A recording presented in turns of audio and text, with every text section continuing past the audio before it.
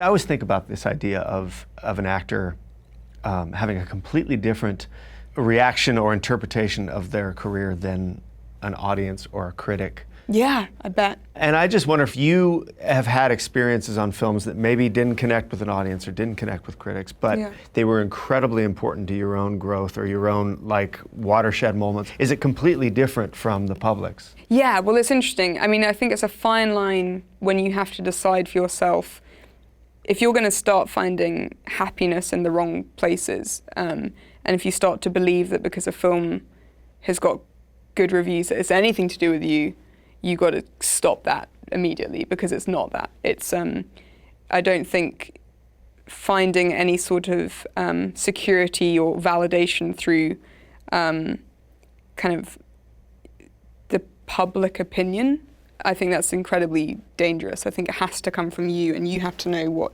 you love and what's important. As time goes on, I really do recognize that.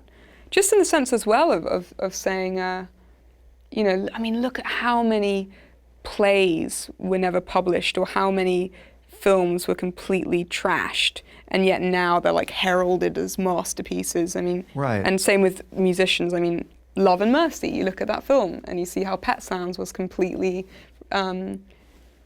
just dismissed, and yet that Beach Boys album has become one of the greatest. I mean, it's just an example like that, but that's completely off the... No, I hear what you're saying. It's like if you in the short term let someone else decide what's good or bad and not have your own scale. Yeah, and I think there'll always be so many people who want to dictate that for you, just the nature of this business, and decide what you should be doing, and you really...